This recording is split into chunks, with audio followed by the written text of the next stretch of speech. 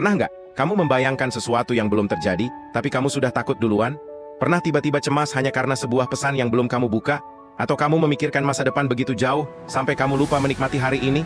Menariknya, semua orang pernah mengalami itu. Dan lebih mengejutkannya, itu bukan tanda kamu lemah, bukan tanda kamu aneh, dan bukan karena kamu gagal mengontrol pikiranmu. Overthinking ternyata adalah program bawaan otak manusia. Otak kita itu bekerja sebagai prediction machine, sebuah mesin peramal. Bayangkan zaman manusia purba. Mendengar dedaunan bergerak, bisa saja itu angin, tapi bisa juga itu predator. Maka otak membuat keputusan cepat. Lebih baik waspada daripada terlambat. Pada masa itu, bersikap tenang bisa berujung mati, tapi bersikap khawatir bisa menyelamatkan nyawa. Masalahnya adalah, zaman berubah, namun sistem otak kita masih menggunakan software yang sama. Sekarang tidak ada lagi predator di balik semak, tapi otak masih menganggap kritik sebagai ancaman, penolakan sebagai bahaya, kegagalan sebagai serangan. Itulah kenapa kita cenderung memikirkan yang buruk lebih dulu dibanding yang baik.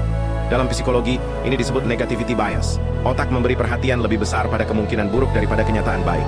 Satu komentar jelek bisa mengalahkan 100 pujian. Satu pengalaman pahit bisa membuat kita ragu mencoba lagi. Karena bagi otak, potensi sakit dianggap lebih penting daripada potensi bahagia. Tapi di titik ini, coba kita lihat dari sisi lain. Overthinking itu muncul bukan karena kamu bodoh, bukan karena kamu tidak maju, tapi karena kamu peduli. Kamu ingin membuat keputusan yang benar, kamu ingin meminimalkan kesalahan, kamu ingin hidupmu baik-baik saja.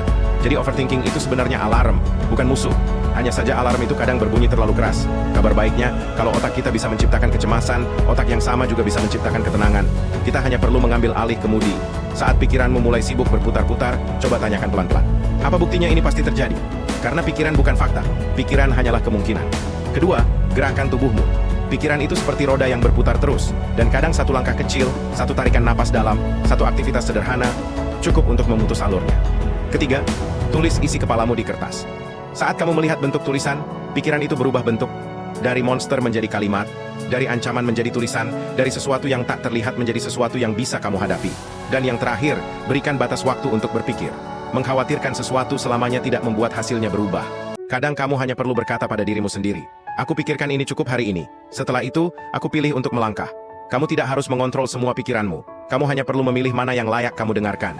Overthinking adalah bagian dari dirimu, tapi tidak harus menjadi pengendali hidupmu. Ingat, jika pikiranmu mampu menciptakan ketakutan yang begitu besar, pikiran yang sama juga mampu menciptakan keberanian yang sama besarnya. Kalau kamu bisa membayangkan skenario terburuk, kamu juga bisa membayangkan skenario terbaik. Kamu hanya perlu mengizinkan dirimu melihatnya.